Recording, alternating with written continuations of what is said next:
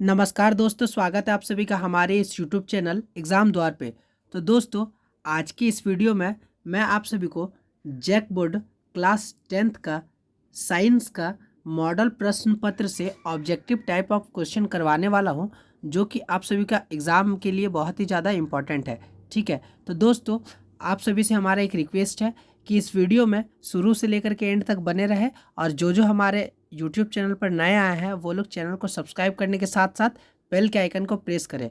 तो दोस्तों, जैसा कि मैंने आप सभी को अभी बताया कि मैं आज की इस वीडियो में मॉडल प्रश्न पत्र से ऑब्जेक्टिव टाइप्स ऑफ क्वेश्चन बताने वाला हूं। तो दोस्तों, मैं आज आप सभी को टोटल 40 ऑब्जेक्टिव क्वेश्चन बताने वाला हूं। ठीक है, तो दोस्तों, चलिए वीडियो को बिना देरी करते हुए वीडियो को स्टार्ट करते हैं।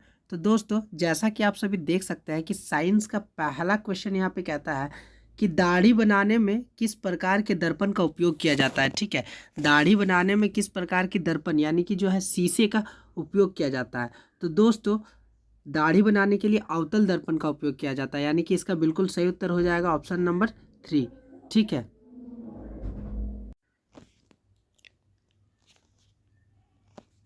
दोस्तों, दूसरा क्वेश्चन कहता है यहाँ पे कि गोलीय दर्पण में फोकस दूरी एवं वक्रता त्रिज्या के बीच का संबंध क्या होता है। ठीक है, जो गोलीय दर्पण होता है उसमें फोकस दूरी यानी कि एफ और वक्रता त्रिज्या यानी कि आर के बीच का जो संबंध होता है वो क्या होता है। ठीक है, तो दोस्तों, इसका जो बिल्कुल सही उत्तर हो जाएगा वो ऑप्शन नंबर बी यानी कि एफ बराबर R/2 हो जाएगा। ठीक है, तो ये हो जाएगा आपका बिल्कुल सही उत्तर।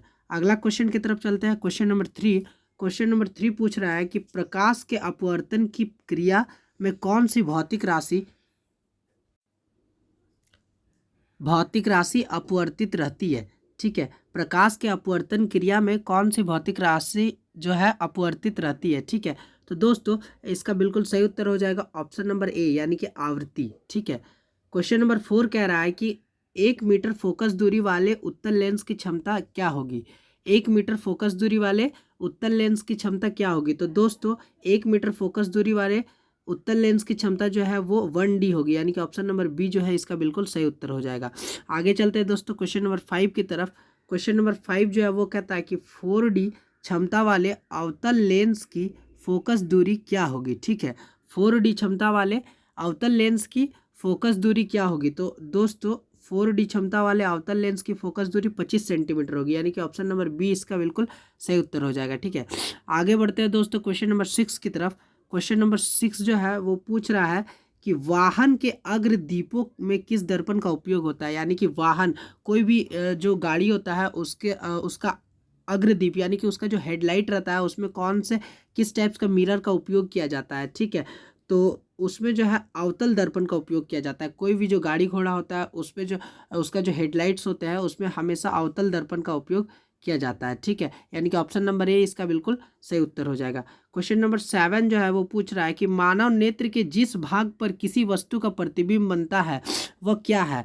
मानव नेत्र के जिस भाग पर यानी कि मानव का जो आँख होता है उसके जिस भाग पर किसी वस्तु का प्रतिबिंब यानी कि इमेज बनता है उस भाग को हम लोग क्या कहते हैं। ठीक है, तो दोस्तों, उस भाग को हम लोग दृष्टि पटल कहते हैं। ठीक है, यानी कि ऑप्शन नंबर डी इसका बिल्कुल सही उत्तर हो जाएगा। आगे बढ़ते हैं दोस्तों क्वेश्चन नंबर 8 की तरफ। क्वेश्चन नंबर 8 देखते हैं क्या कहता है। तो क्वेश्चन नंबर 8 यहाँ पे कह रहा है कि सामान्य नेत्र का दूर बिंदु क्या है। सामान्य नेत्र का दूर बिंदु क्या है।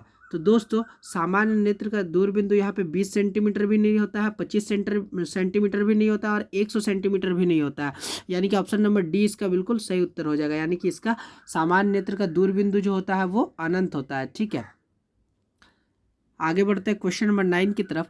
क्वेश्चन नंबर 9 कह रहा है कि नेत्र में जाने वाली प्रकाश की मात्रा का नियंत्रण कौन करता है। नेत्र में जाने वाली प्रकाश का जो मात्रा होता है उसका नियंत्रण कौन करता है, यानी कि देख रेख कौन करता है। ठीक है, तो दोस्तों, पुतली इसका देख रेख करता है, यानी कि ऑप्शन नंबर डी वो बिल्कुल सही उत्तर हो जाएगा। ठीक है, आगे बढ़ते हैं क्वेश्चन नंबर 10 की तरफ। क्वेश्चन नंबर 10 कहता है कि मानव नेत्र में प्रतिबिंब की प्रकृति क्या होती है। मानव नेत्र में प्रतिबिंब की प्रकृति क्या होती है। ठीक है, यानी कि इमेज का जो नेचर होता है वो किस टाइप्स का होता है मानव के नेत्र में, यानी कि मनुष्य के जो आँख में होता है वो कोई भी इमेज बनता है उसका नेचर किस टाइप्स का होता है। ठीक है। तो दोस्तों उसका नेचर जो होता है वो उल्टा होता है और वास्तविक होता है, ठीक है, यानी कि रियल और अपोजिट होता है, यानी कि ऑप्शन नंबर डी इसका बिल्कुल सही उत्तर हो जाएगा। आगे बढ़ते हैं क्वेश्चन नंबर 11 की तरफ। क्वेश्चन नंबर 11 पूछ रहा है कि 1 किलोवाट घंटा निम्न में से किसकी इकाई है, ठीक है।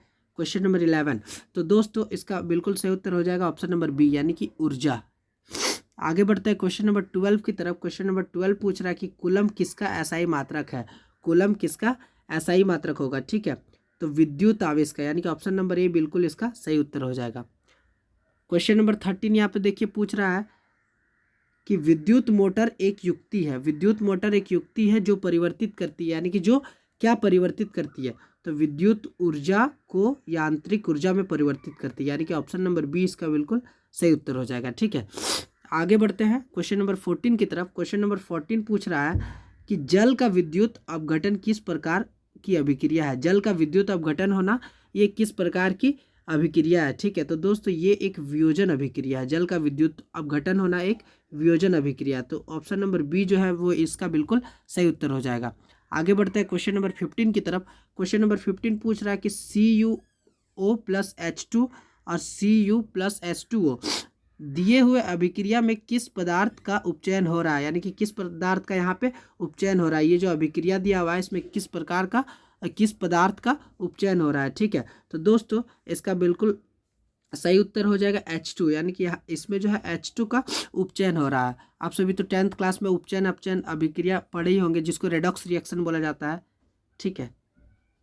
आगे बढ़ते हैं क्वेश्चन नंबर 16 की तरफ। क्वेश्चन नंबर 16 पूछ रहा है कि दिए गए चित्र में किस प्रकार की अभिक्रिया हो रही है, ठीक है। ये जो चित्र दिया हुआ है इस पे किस प्रकार की अभिक्रिया हो रही है। नीचे ऑप्शन दिया हुआ है संयोजन अभिक्रिया, वियोजन अभिक्रिया, विस्थापन अभिक्रिया, द्विविस्थापन अभिक्रिया, ठीक है। तो दोस्तों ये जो चित्र दिया हुआ है, ये ऊपर जो चित्र दिया हुआ है इसमें जो दोस्तों विस्थापन अभिक्रिया हो रहा है, ठीक है। आप लोग एक बार चित्र को देख लेना, यानी कि ऑप्शन नंबर सी इसका बिल्कुल सही उत्तर हो जाएगा। क्वेश्चन नंबर 17 की ओर चलते हैं। क्वेश्चन नंबर 17 पूछ रहा है कि निम्नलिखित में से कौन प्राकृतिक सूचक का उदाहरण है। निम्नलिखित में से कौन जो है वो प्राकृतिक सूचक का उदाहरण है, तो लिटमस पत्र जो है वो प्राकृतिक सूचक का उदाहरण है, यानी कि ऑप्शन नंबर सी इसका बिल्कुल सही उत्तर हो जाएगा, ठीक है। आगे बढ़ते हैं क्वेश्चन नंबर 18 की तरफ। क्वेश्चन नंबर 18 पूछ रहा है कि किसी विलियन का पीएच मान 10 है, ठीक है। किसी विलियन है उसका पीएच मान 10 है, वह निम्नलिखित में से क्या होगा। वह निम्नलिखित में से क्या होगा, अम्ल होगा, क्षार होगा, लवण होगा या उदासीन होगा, ठीक है। तो यदि किसी विलियन का पीएच मान 10 रहता है तो वो क्षार होता है, ठीक है। पीएच स्केल तो आप सभी पढ़े ही होंगे। इधर से यदि यहाँ पे बीच में रहता है 7 और 7 से यदि कम है तो वो अम्ल होता है और 7 से यदि अधिक है तो वो क्षार होता है। तो इसमें दिया गया किसी विलियन का पीएच मान कितना है 10, यानी कि 7, 8, 9, 10, तो इधर है यानी कि 7 से अधिक है तो वो क्षार हो जाएगा, ठीक है, यानी कि ऑप्शन नंबर डी इसका बिल्कुल सही उत्तर हो जाएगा। आगे बढ़ते हैं दोस्तों क्वेश्चन नंबर 19 की तरफ। क्वेश्चन नंबर 19 में फिर से एक चित्र दिया गया है और पूछा जा रहा है कि वह चित्र क्या सूचित कर रहा है, ठीक है। तो ये चित्र जो है वो क्या सूचित कर रहा है, देखिए कि हमें हमेशा हाथ साफ रखना चाहिए, हमें प्रयोगशाला में हाथ धोकर जाना चाहिए, हमें अम्ल से हाथ धोना चाहिए, सांद्र अम्ल तथा क्षार वाले बर्तन का चेतावनी चिन्ह, इनमें से जो है वो क्या सूचित कर रहा है। तो दोस्तों इनमें से ये सांद्र अम्ल तथा क्षार वाले बर्तन का चेतावनी चिन्ह सूचित कर रहा है, यानी कि ऑप्शन नंबर डी इसका बिल्कुल सही उत्तर हो जाएगा, ठीक है। आगे बढ़ते हैं दोस्तों क्वेश्चन नंबर 20 की तरफ। क्वेश्चन नंबर 20 यहाँ पे देखिए पूछा जा रहा है कि इमली में कौन सा अम्ल होता है। इमली में जो है कौन सा अम्ल पाया जाता है, कौन सा एसिड पाया जाता है, ठीक है। तो इमली में दोस्तों टार्टरिक अम्ल पाया जाता है, ठीक है, यानी कि ऑप्शन नंबर 20 का बिल्कुल सही उत्तर हो जाएगा। आगे बढ़ते हैं क्वेश्चन नंबर 21 की तरफ। क्वेश्चन नंबर 21 पूछ रहा कि कौन अधातु कमरे के ताप पर द्रव अवस्था में पाया जाता है। कौन सा वैसा अधातु है जो कमरे के ताप पर द्रव अवस्था में यानी कि लिक्विड अवस्था में, लिक्विड फॉर्म में पाया जाता है, ठीक है। तो दोस्तों इसका बिल्कुल सही उत्तर हो जाएगा ऑप्शन नंबर सी, यानी कि ब्रोमीन। क्वेश्चन नंबर 22 पूछ रहा है यहाँ पे कि निम्नलिखित में से किस पदार्थ का उपयोग अग्निशामक बनाने में किया जाता है, ठीक है। किस पदार्थ का उपयोग जो है वो अग्निशामक यंत्र बनाने में किया जाता है। तो दोस्तों सोडियम हाइड्रोजन कार्बोनेट का जो उपयोग है वो सोडियम हाइड्रोजन कार्बोनेट का उपयोग से हम लोग अग्निशामक यंत्र बनाते हैं, यानी कि ऑप्शन नंबर बी इसका बिल्कुल सही उत्तर हो जाएगा। आगे बढ़ते हैं दोस्तों क्वेश्चन नंबर 23 की तरफ। क्वेश्चन नंबर 23 पूछ रहा है कि आधुनिक आवर्त सारणी किस आधार पर बना है। ठीक है, आधुनिक आवर्त सारणी किस आधार पर बना है, तो दोस्तों ये परमाणु संख्या के आधार पर बना है। ठीक है, यानी कि ऑप्शन नंबर ए इसका बिल्कुल सही उत्तर हो जाएगा। आगे बढ़ते हैं क्वेश्चन नंबर 24 की तरफ। क्वेश्चन नंबर 24 जो है वो पूछता है कि निम्नलिखित में से कौन धातु सबसे अधिक अभिक्रियाशील है। यहाँ पे 4 धातु दिया हुआ है, पोटेशियम, सोडियम, एल्यूमिनियम, कैल्शियम। इनमें से कौन सा जो है वो सबसे अधिक अभिक्रियाशील धातु है। ठीक है, तो दोस्तों सबसे अधिक अभिक्रियाशील धातु इनमें से पोटेशियम है, यानी कि ऑप्शन नंबर ए बिल्कुल सही उत्तर इसका हो जाएगा। ठीक है, आगे बढ़ते हैं क्वेश्चन नंबर 25 की तरफ। क्वेश्चन नंबर 25 पूछ रहा है कि पृथ्वी की भूपर्पट्टी में प्राकृतिक रूप से पाए जाने वाले तत्व या यौगिक को क्या कहते हैं। पृथ्वी की भूपर्पट्टी में प्राकृतिक रूप से पाए जाने वाले तत्व या यौगिक जो होता है उसको क्या कहते हैं। ठीक है, तो दोस्तों उसको खनिज कहते हैं, यानी कि ऑप्शन नंबर बी इसका बिल्कुल सही उत्तर हो जाएगा। आगे बढ़ते हैं दोस्तों क्वेश्चन नंबर 26 की तरफ। क्वेश्चन नंबर 26 पूछ रहा है कि प्रोपेनॉल में कौन अभिक्रियाशील समूह मौजूद है। प्रोपेनॉल जो होता है उनमें कौन अभिक्रियाशील, प्रोपेनॉल, ठीक है, नॉल है, प्रोपेनॉल में कौन अभिक्रियाशील समूह मौजूद है। प्रोपेनॉल में कौन अभिक्रियाशील समूह जो है वो मौजूद है, अल्कोहल या एल्डिहाइड, कीटोन या कार्बनिक अम्ल। तो दोस्तों लास्ट में देखिए नॉल है। ठीक है, लास्ट में नॉल है, यानी कि एल्कोहल। ठीक है, एल्कोहल इसमें मौजूद है, यानी कि ऑप्शन नंबर ए जो है वो बिल्कुल सही उत्तर हो जाएगा। आगे बढ़ते हैं क्वेश्चन नंबर 27 की तरफ। क्वेश्चन नंबर 27 पूछ रहा है कि प्रकाश संश्लेषण प्रक्रिया में निम्नांकित में से क्या नहीं होता है। ठीक है दोस्तों, प्रकाश संश्लेषण प्रक्रिया जो होता है, फोटोसिंथेसिस जो होता है, उसमें से निम्नांकित में से क्या नहीं होता है। ठीक है, जल का टूटना, ऑक्सीजन का मुक्त होना, कार्बन डाइऑक्साइड का मुक्त होना, कार्बन डाइऑक्साइड का उपयोग होना। ठीक है, तो दोस्तों कार्बन डाइऑक्साइड का मुक्त होना इसमें जो है वो नहीं होता है, बाकी ऑक्सीजन का मुक्त होना होता है, जल का टूटना भी होता है और कार्बन डाइऑक्साइड का उपयोग भी इसमें होता है। ठीक है, तो ऑप्शन नंबर सी इसका बिल्कुल सही उत्तर हो जाएगा। आगे बढ़ते हैं दोस्तों क्वेश्चन नंबर 28 की तरफ। क्वेश्चन नंबर 28 जो है वो पूछ रहा है, क्वेश्चन नंबर 28 पूछ रहा है कि फ्लोएम से खाद्य पदार्थों का परिवहन पौधे में किस दिशा में होता है। ठीक है, पौधे में किस दिशा में होता है, केवल ऊपर की ओर, केवल नीचे की ओर, ऊपर और नीचे दोनों की ओर, या इनमें से कोई नहीं। ठीक है, तो दोस्तों इसका सही उत्तर हो जाएगा ऑप्शन नंबर सी, यानी कि ऊपर और नीचे दोनों की ओर। ठीक है, आगे बढ़ते हैं क्वेश्चन नंबर 29 की तरफ। क्वेश्चन नंबर 29 पूछ रहा है कि वृक्क की रचनात्मक तथा क्रियात्मक इकाई को क्या कहते हैं। ठीक है, वृक्क की रचनात्मक और क्रियात्मक इकाई को क्या कहते हैं, तो दोस्तों इसको न्यूरॉन के नाम से जाना जाता है। ठीक है, वृक्क की रचनात्मक तथा क्रियात्मक इकाई को न्यूरॉन के नाम से जाना जाता है, यानी कि ऑप्शन नंबर सी जो है वो इसका बिल्कुल सही उत्तर हो जाएगा। आगे बढ़ते हैं दोस्तों क्वेश्चन नंबर 30 की ओर। क्वेश्चन नंबर 30 पूछ रहा है कि फल को पकाने के लिए कौन सा हार्मोन उत्तरदायी है। क्वेश्चन नंबर 30 कहता है कि फल को पकाने के लिए कौन सा हार्मोन उत्तरदायी है। ठीक है, तो दोस्तों एथिलीन इसका बिल्कुल सही उत्तर हो जाएगा, यानी कि ऑप्शन नंबर सी इसका बिल्कुल करेक्ट आंसर हो जाएगा। आगे बढ़ते हैं 31 की तरफ। क्वेश्चन नंबर 31 पूछ रहा है कि एस्ट्रोजन स्त्रावित होता है।